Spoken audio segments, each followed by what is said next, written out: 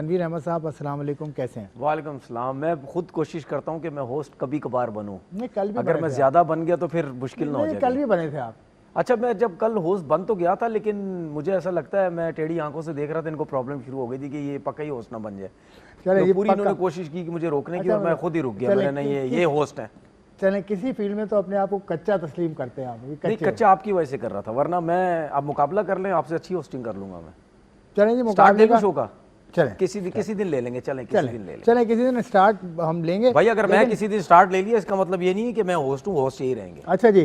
تو اسٹارٹ پاکستان کی انڈر-19 ٹیم لینے جا رہی ہے اور انڈر-19 یہ ACC کا ٹورنامنٹ ہے. اس میں پاکستان کے گروپ میں بھارت ہے, ملیشیا ہے اور UAE ہے. اور اس کے بعد اس کا پہلا میچ 12 دسمبر کو پاکستان کی ٹیم کھیلے گی ملیشیا کے خلاف. مینیجر اور مینٹور سرفراز احمد نے پورا اعتماد شو کیا ہے ٹیم کے اوپر اور انہوں نے ٹریننگ بھی کی تھی. تو سرفراز کی تو ہم بعد میں بات کریں گے. یہ گروپ کے اندر بھارت پھر ہے, مطلب جس لیول کا بھی آپ ٹورنامنٹ کھیلیں بھارت گروپ میں پاکستان کے زیادہ تر ہوتا ہے. مطلب اس گروپ میں بھارت ہے, اس کے علاوہ ملیشیا ہے, UAE چلیں وہ تو چھوڑ دیں, لیکن بھارت پھر آپ نے پاکستان. یہ تو سوال ان سے بنتا نا, یہ سوال ہمارے سے تھوڑی بنتا ہے. ہم تو کہتے ہیں بھائی یہ تو ایونٹ ہے, ہم تو بائیلیٹر سیریز کی بھی بات کرتے ہیں بھائی. ہم تو یہ کہتے ہی نہیں کہ جی ICC کا ایونٹ ہم آپ سے نہیں کھیلیں گے. وہ تو میری نظر میں وہ بہت دور کی بات ہے, اس بارے میں ہمیں سوچنا بھی نہیں چاہیے. ٹھیک ہے نا, کیونکہ ہم تو مسئلے کریٹ ہی نہیں کرتے. ہم تو کہتے ہیں بھائی بائیلیٹر سیریز کھیلو, اور بائیلیٹر سیریز نہیں کھیلو پاکستان میں, نہیں کھیلتے انڈیا میں, کسی تھرڈ وینیو میں کھیل لو. ٹھیک ہے نا, تو وہ تو اس میں بھی ICC میں بھی ہم منع نہیں کرتے. یہ تو خود آتے ہیں کہ جی ہم کھیلیں گے اور خود ہی مسئلے کریٹ کرتے ہیں. اس کے بعد خود ہی, مطلب میرا کہنے کا مطلب یہ ہے کہ اپنے گربان میں جھانکتے نہیں ہیں یہ لوگ. ٹھیک ہے نا, کہ ہم کیا کچھ بولتے ہیں پھر اس کے بعد خود ہی جا کے, اب ایک آدھ ورڈ ایسا ہے ظاہر سی بات ہے میں یہاں ٹی وی پہ تو میں بول نہیں سکتا. میں یہی بول سکتا ہوں کہ ہاں یار اپنے گربان میں جھانکا کرو کہ آپ لوگ جو بولتے ہو اس کے بعد آپ خود ہی اس چیز کے پیچھے چلے جاتے ہو. سمپل سی چیز ہے, پیسے کے لیے جاتے ہیں, پیسے کے لیے. آپ نے بالکل ٹھیک بات کی کہ کہتے کچھ ہیں کرتے کچھ ہیں. ہربھجن سنگھ وقار یونس کے ساتھ کامنٹری کر رہے ہیں, اس کے علاوہ وسیم اکرم کے ساتھ روہن گواسکر جو گواسکر کے بھائی ہیں, بیٹے ہیں گواسکر صاحب کے, وہ اچھا اس میں سب اچھا ہے. اس میں کبھی کبھار نا مجھے ایسا لگتا ہے شاید ہم کبھی کبھار بہت اپنی کمنٹیٹرز کے لیے بہت زیادہ ہارش بات کرنے لگ جاتے ہیں. میں اپنے کمنٹیٹرز ٹھیک ہے, ہم کبھی کبھار یہ باتیں کرنے لگ جاتے ہیں کہ یار ہمارے کمنٹیٹر ان کے ساتھ کیوں بیٹھ رہے ہیں. مجھے کوئی اعتراض نہیں اس پہ. ٹھیک ہے نا, تو میں کبھی کبھار یہ سوچتا ہوں شاید میں نے بھی ایسی بات کی ہو سکتا ہے شاید میں نے کبھی کی ہو کہ یار ہمارے کمنٹیٹرز کیوں بیٹھ جاتے ہیں. لیکن بعد میں سوچتے یہی ہیں کہ یار میرے خیال میں ہمارے کمنٹیٹر کا اس میں کیا قصور ہے. بالکل ہمارے تو کمنٹیٹرز ہو گئی, ہماری کرکٹ ہو گئی, ٹیم ہو گئی, یا کرکٹ بورڈ ہو گیا, ہم نے تو کبھی ان کے ساتھ اٹھنے بیٹھنے کھانے پینے سے یا کمنٹری کرنے سے ہم نے منع ہی نہیں کیا. ان کی اپنی بے عزتی ہو رہی ہوتی ہے کہ یار اچھا ان جو کمنٹیٹر جو ہے پاکستانی پلیئرز کے ساتھ بیٹھے ہوئے بھی ہوتے ہیں, لائک ہربھجن کی اگر میں بات کروں, ایک ٹائم پہ جب گوتم گمبھیر بھی بیٹھتے تھے یہ دونوں مل کے, اس کے بعد آپ تیسرے کو نہ بولیں, وریندر سہواگ ہو گیا, عرفان پٹھان ہو گیا, یہ چاروں جو ہے ٹھیک ہے نا, یہ پاکستان کی ٹیم کے اگینسٹ بھی بہت زیادہ باتیں کرتے ہیں. ان چاروں کے علاوہ مجھے نہیں لگتا کوئی ایسا کرکٹر مجھے نظر آتا ہے کہ جو پاکستان کے اگینسٹ اس طریقے سے بولتا ہے, کھلا ڈلا بولتا ہے کہ نہیں ہم نے کرکٹ نہیں کھیلنی, ہم نے یہ نہیں کرنا, ہم نے وہ نہیں کرنا. ٹھیک ہے نا, یا وہ غلط چیز کو سپورٹ کرتے ہو. یہ جو چاروں کا نام لیا ہے یہ جو ہے کمنٹیٹر کے ساتھ بھی بیٹھے ہوئے نظر آتے ہیں, ہاتھ ملاتے ہوئے بھی نظر آتے ہیں. تو ان چاروں کو میں بولتا ہوں کہ یار اپنے نا یہ گربان کے اندر جھانکا کرو. کم از کم آپ کی ان باتوں سے مجھے ضرور یہ پتہ چلتا ہے کہ آپ لوگ جھوٹے لوگ ہو, آپ لوگ اپنی بات پہ قائم نہیں رہتے, جو بولتے ہیں ٹھیک ہے نا, جو بولا کرو اس پہ قائم رہو. تو اس کا مطلب یہ ہے کہ پیسے کے لیے چاہے وہ کمنٹیٹرز ہیں, چاہے وہ BCCI ہے, چاہے کوئی بھی ہے, جہاں ان کو پیسہ نظر آئے گا وہاں چلے جائیں گے. چلیں ٹھیک ہے, ابھی تو خیر اس ایونٹ کا آغاز نہیں ہوا ہے. 12 دسمبر کو پاکستان کا مقابلہ ہے, پہلا ملیشیا سے, اس کے بعد UAE اور بھارت کی ٹیم بھی پاکستان کے گروپ میں شامل ہے. ملیشیا کی ٹیم کافی عرصے سے کرکٹ کھیل رہی ہے, ملیشیا UAE تو کافی عرصے سے کھیل رہی ہے, لیکن ملیشیا کی ٹیم بھی اب آتی جا رہی ہے. ACC کا پہلے دفتر ملیشیا میں تھا, جو ان کا جو مین سینٹر تھا وہ ملیشیا تھا, اور ملیشیا میں نے گراؤنڈ بھی میں نے دیکھا ہے کرکٹ کا, وہاں بہت اچھا ہے. تو ملیشیا کو آپ خیر ملیشیا کے بارے میں اتنا ہمیں معلوم بھی نہیں ہے کیونکہ ٹیم کیسی. چلیں UAE اور پاکستان کا, کیونکہ اس لیول پر تو UAE کی ٹیم اچھی ہے, انڈر-19 کے لیول پر UAE کی ٹیم اچھی ہے. دیکھیں آپ بنگلہ دیش کی ٹیم کو بھی ہلکا نہ لیں. نہیں بنگلہ دیش ہمارے گروپ میں نہیں ہے. نہیں گروپ کی بات ہی نہیں کر رہا, ویسے تو ہے نا, ویسے تو ہے, تو میں گروپ کی بات ہی نہیں کر رہا, میں اوور آل ٹیم کی بات کر رہا ہوں. کیا ابھی لاسٹ جب انڈر 19 کا میچز ہوئے تھے دبئی میں, آئی تھنک ورلڈ کپ کے ہوئے تھے, انڈر 19 کے, ٹھیک ہے, اس میں کیا بنگلہ دیش نے ہمیں تنگ نہیں کیا تھا؟ بالکل ہی, ان کے فاسٹ بولرز ہم سے کنٹرول ہی نہیں ہو رہے تھے, ٹھیک ہے نا. کتنی بری پرفارمنس رہی تھی ہماری پاکستان ٹیم کی, چاہے آپ کے کپتان ہوں, چاہے آپ کے جو پلیئر ہوں جن کی سلیکشن ہوئی تھی, انہی کے اوپر بیٹھ کے ہم نے یہاں پہ بات کی تھی نا کہ یار یہ لڑکے کیسے ٹیم کے اندر ہیں, ان کی سلیکشن کیوں ہے. تو بنگلہ دیش کی ٹیم آپ یہ نوٹ کریں ہمیشہ, بنگلہ دیش کی ٹیم جو بڑی ٹیم ہے اس سے نیچے جو ان کی ایمرجنگ کی ٹیم ہے یا انڈر 19 کی ٹیم ہے وہ زیادہ تنگ کرتی ہے. ویمن ٹیم بھی بڑا بالکل وہ زیادہ تنگ کرتی ہے, ویمنس کی بھی آپ بات کریں وہ زیادہ دوسری ٹیمز کو تنگ کرتی ہیں.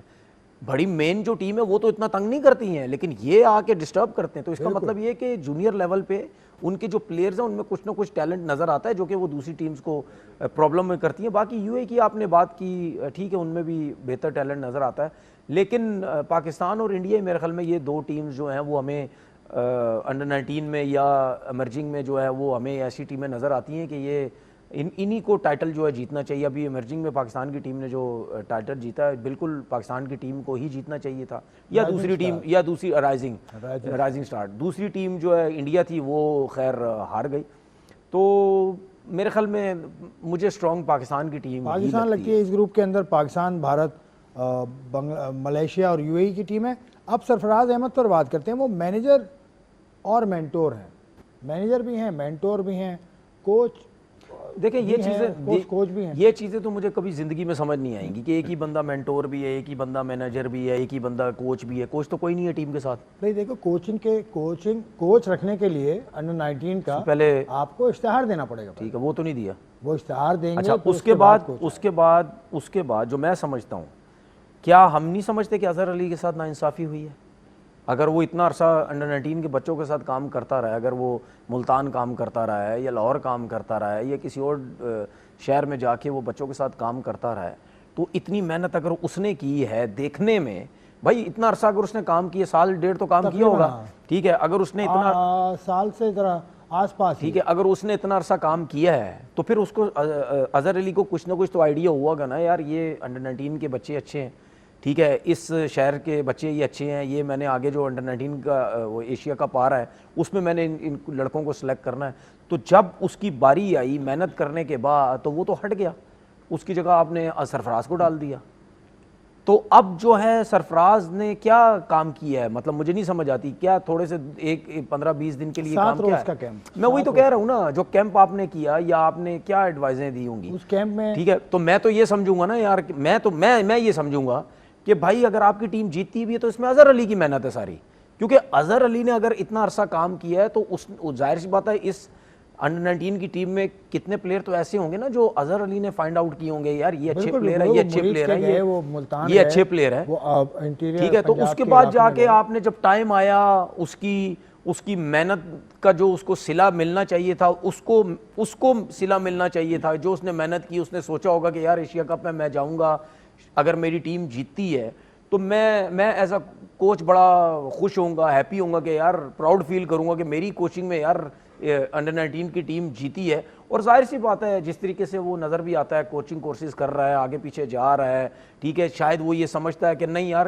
جس طرح ہم کافی جگہوں پہ بات کر چکے کہ یار ہمارے جو زیادہ کھیلے ہوئے کرکٹرز ہیں وہ کیوں نہیں نیچے کام کرتے. ہو سکتا ہے اظہر کی سوچ ہی ہو کہ یار میں انڈر 19 سے شروع کروں, اسی لیے اس نے ایکسیپٹ کیا تھا کہ میں جونیئر لیول نیچے سے سٹارٹ کروں. اس کے ساتھ اس نے کوچنگ کورسز بھی کیے, ٹھیک ہے, لائک جس طریقے سے, نو ڈاؤٹ ڈریوڈ تو بہت بڑا پلیئر ہے, لیکن اظہر علی نے بھی پاکستان کے حساب سے جو 95-96 جو اس نے ٹیسٹ میچز کھیلے ہیں, ظاہر سی بات ہے اس کی پرفارمنسز ہیں, ایسا نہیں ہے, تو وہ بھی سوچ رہا ہوگا میں بھی نیچے سے آؤں, کوچنگ کروں, بچوں کے ساتھ کام کروں. اظہر علی کا جو کام تھا وہ اکیڈمی کی ذمہ داری, دیکھیں اکیڈمیز کی ذمہ داری, ٹیم کے کوچ نہیں تھے, وہ اکیڈمیز کے, نہیں آپ میری بات سمجھے, وہ اکیڈمی کے تھے, لیکن جب انڈر 19 کی ٹیم جا رہی ہے تو ظاہر سی بات ہے انہیں کے ساتھ وہ ہیڈ کوچ لگ جاتے ہیں نا.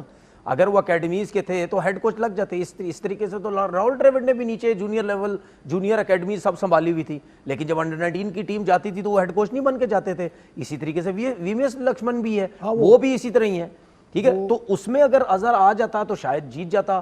تو وہ دیکھیں بات سنیں, مجھے ایک چیز سمجھ نہیں آتی کہ جب کوئی بھی بندہ کام کرنے کی کوشش کرتا ہے نا, ٹھیک ہے, اس کو اسی طریقے سے وہ سائڈ پہ ہو جاتا ہے یا اس کو کر دیا جاتا ہے, جو کچھ بھی ہوتا ہے آپ سارا اس بندے کا کانفیڈنس, ساری اس کی محنت, پھر وہ جب یہ کہتا ہے کہ نہیں یار میں کیا کروں گا اس کرکٹ میں کام کر کے, ٹھیک ہے نا. اب یہی جب چیزیں مجھے نظر آتی ہے نا, اسی لیے میں اسٹریٹ اوے آ کے ٹی وی پہ بولتا ہوں کہ میں نے اس سسٹم میں نہیں جانا, کیونکہ یہی سب کچھ ہوتا ہے. محنت کر رہا ہوتا ہے بندہ, جب ٹائم آتا ہے کوئی اور چلا جاتا ہے. تو اسی لیے پھر لڑکے جو ڈسارڈ ہو گئے چھوڑ دیتے ہیں, یا وہ کرکٹ بورڈ میں آتی نہیں ہے, یا وہ ملک چھوڑ کے چلے جاتے ہیں, وہ کہتے ہیں کہ نہیں بھائی ہم نے یہاں پہ کام نہیں کرنا. تو یار بار بار میں ایک چیز بولتا ہوں کہ یار پاکستان کرکٹ بورڈ کو یہ چیزیں سوچنی چاہیے.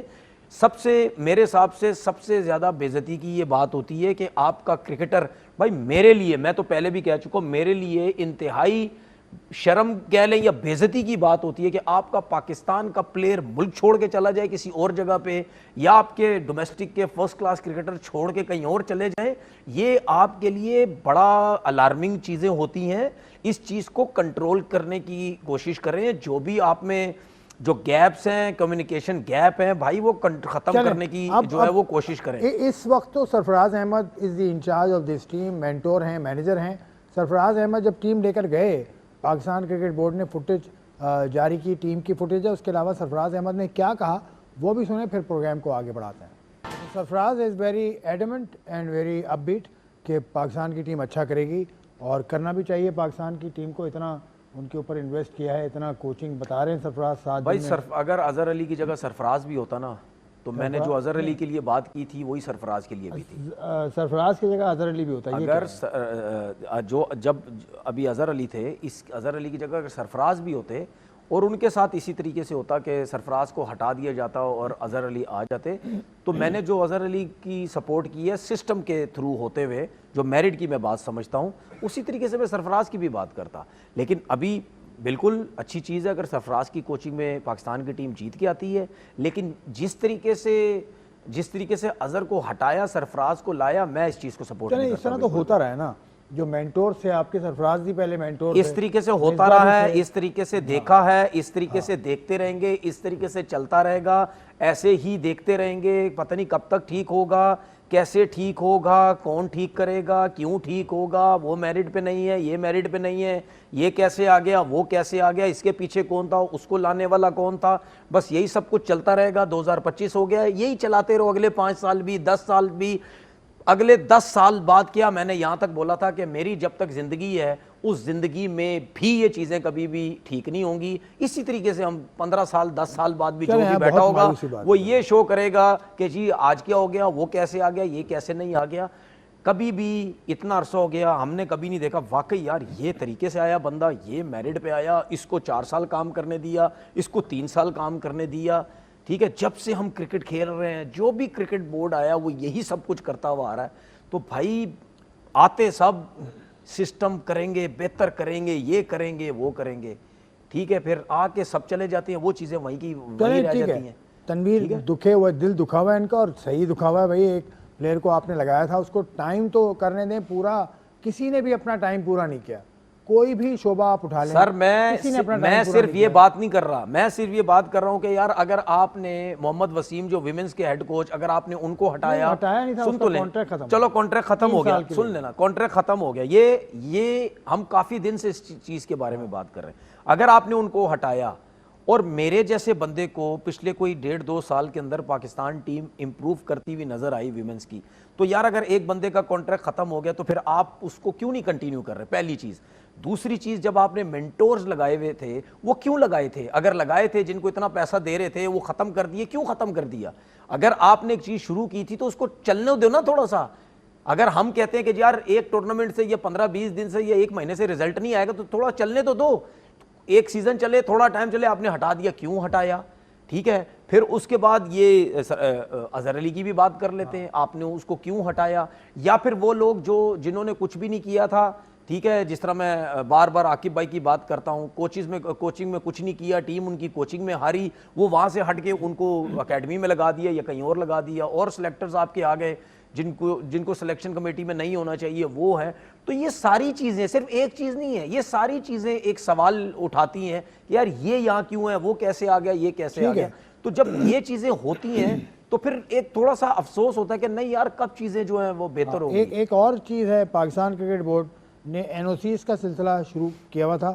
نومبر میں پاکستان کرکٹ بورڈ نے ایک اسٹیٹمنٹ دیا تھا کہ این او سی جو دی جا رہی ہے وہ بی پی ایل کے لیے, اس کے علاوہ ڈبلیو سی ایل کے لیے, بی ایل بنگلہ دیش پریمیئر لیگ کی این او سیز نہیں دی گئی تھیں پلیئرز کو, آج دے دی گئی ہیں جی. ٹوٹل پلیئرز ہیں 9, محمد نواز ہیں, حسین طلعت ہیں, احسان اللہ ہیں, حیدر علی ہیں ان کو, اس کے علاوہ ابرار احمد, خواجہ نافع, سلمان ارشاد اور فہیم اشرف, صاحبزادہ فرحان, یہ لڑکے ہیں. یہ ہو رہی ہے. میرے خیال میں ہم کل یہ بات بھی کر رہے تھے کہ یار ابھی تک بنگلہ دیش پریمیئر لیگ کے لیے این او سی ملی نہیں ہے. بالکل جانا چاہیے اور کھیلنا چاہیے لڑکوں کو. میں تو پہلے بھی کہہ چکا ہوں جب آپ کے جو ہیں, لیکن یہ چیز بھی کہیں آپ نے سارٹ آؤٹ کرنی ہے کہ اگر آپ کا ڈومیسٹک کرکٹ چل رہا ہے تو پھر کیسے آپ نے لڑکوں کو کنٹرول کرنا ہے, اس کو بھی تو ویلیو دینی ہے یا نہیں ویلیو دینی ہے.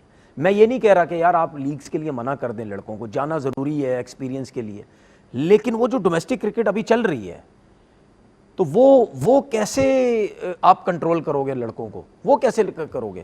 صرف وہی لڑکے کھیلیں گے جن کا لیگز میں کانٹریکٹ نہیں ہوتا یا لیگز میں نہیں جا سکتے یا پاکستان ٹیم میں نہیں جا سکتے؟ کیا صرف ان لڑکوں نے ہے؟ کیا یہ جتنے بھی لڑکے ابھی گئے ہیں, دیکھیں اس میں صاحبزادہ فرحان ہے, فہیم اشرف ہے, ابرار احمد ہے, محمد نواز ہے, حسین طلعت کو بھی میں کہوں گا پاکستان کی کنٹینشن میں تو ہیں یہ لڑکے. اس کے علاوہ نافع پاکستان ٹیم میں نہیں ہوتے, احسان اللہ نہیں ہوتے, حیدر علی نہیں ہوتے, سلمان ارشاد نہیں ہوتے. دیکھیں ایک وہ لڑکے ہیں جو ڈپارٹمنٹ کرکٹ کھیلتے ہیں, ان میں سے کتنے لڑکے ایسے ہوں گے شاید وہ ڈپارٹمنٹ بھی کھیلتے ہیں, ٹھیک ہے, یا آگے چل کے کھیلیں یا ریجن بھی کھیلیں.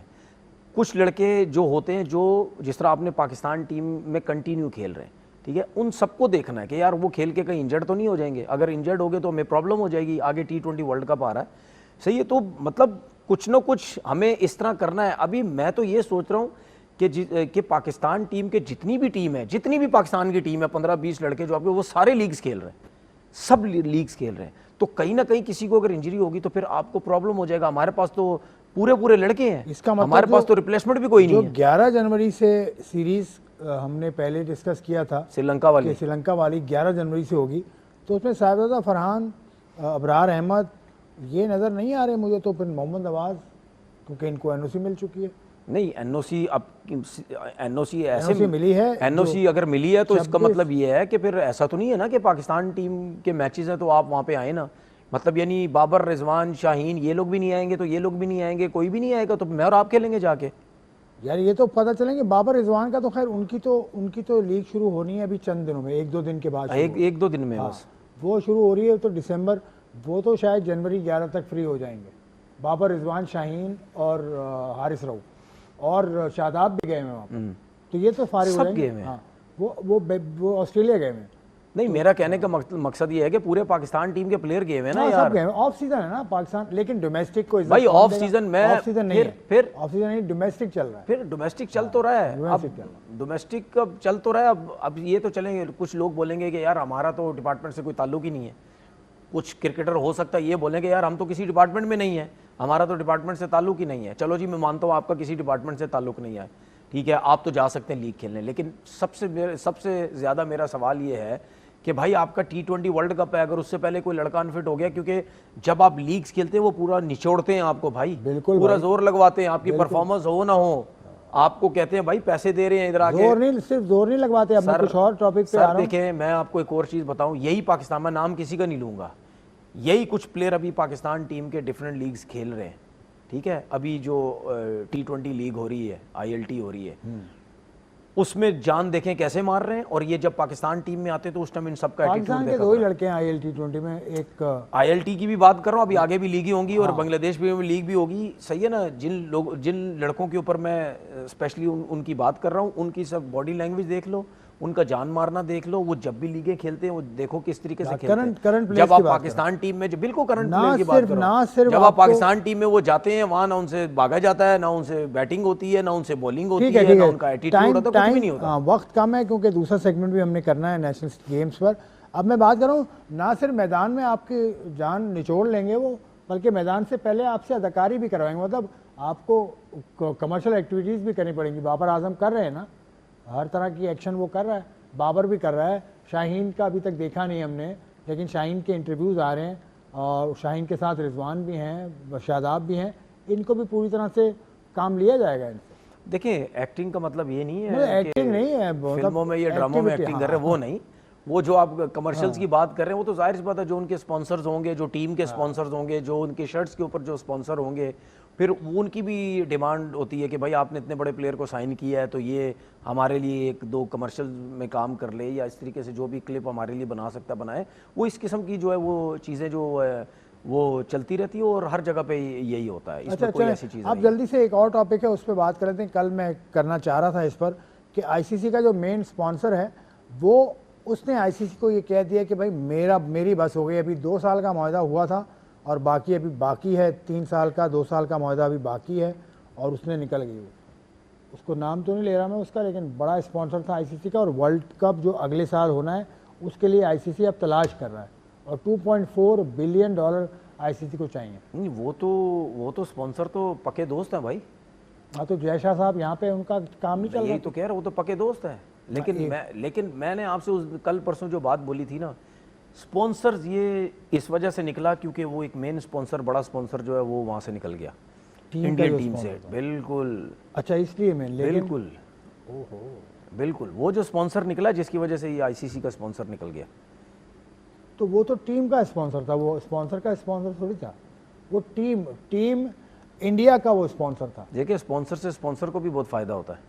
اب یہ خیر میری سمجھ کی بات نہیں, کیونکہ میری یہ فیلڈ نہیں ہوتا تو ہے, ایسا تو میں نہیں ہو اس سکتا. فیلڈ کا برائن لارا نہیں ایسا تو نہیں ہے. نہیں آپ برائن لارا اپنے آپ کو سمجھتے ہیں, یہ تو میں ان لوگوں کے لیے, ان کی جو فیلڈ کے لوگ ہیں, میں تو ان کے لیے مطلب یعنی ان کو سلوٹ کرتا ہوں جب یہ اپنے منہ سے کہتے ہوں گے نا میں اپنی فیلڈ کا برائن لا رہا ہوں, اور وہ پتہ نہیں سوچتے ہوں گے کہ یار یہ دیکھو کس قسم کی باتیں کر رہا ہے. میں آپ کے دوستوں کی بات کر رہا ہوں. میں بھی آپ کے دوستوں سے آپ کے بارے میں رائے لیتا ہوں تو وہ کیا کیا کہیں گے پتہ نہیں. یار دیکھیں بات سنیں آپ, کیسا ہے تنویر, آپ کے دوست بیٹھے, دیکھیں بات سنیں, پھر جب میں آپ کو بولتا ہوں آپ ناراض ہوتے ہیں.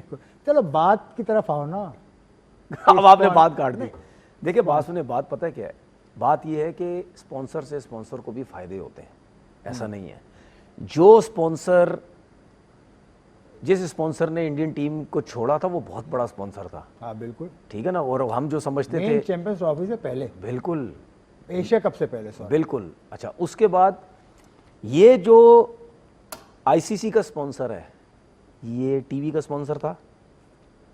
ٹی وی کا آئی سی سی کا اسپانسر, یس, یہ تو ٹی وی چینل کے مالک ہیں بھائی. ٹی وی کا اسپانسر تھا بالکل, ٹی وی چینل ہی ان کا ہے. اب میں بڑے بہت سارے. اب آپ بولیں گے یار آپ تو بالکل صحیح جگہ پہ لے کے آ گئے. جب ایک اسپانسر جس کا ٹی وی ہے وہ دکھا رہا میچز, تو جب اس کو یہ نظر آئے گا کہ شرٹ پہ یہ ہے ہی نہیں, انڈین ٹیم کے شرٹ پہ یہ ہے ہی نہیں, اور میری اور اس کی کوئی نہ کوئی ڈیل بنی ہوئی ہے, اور یہ اسپانسر ہی نہیں ہے, تو بھائی جان میں نہیں دکھاؤں گا میچ.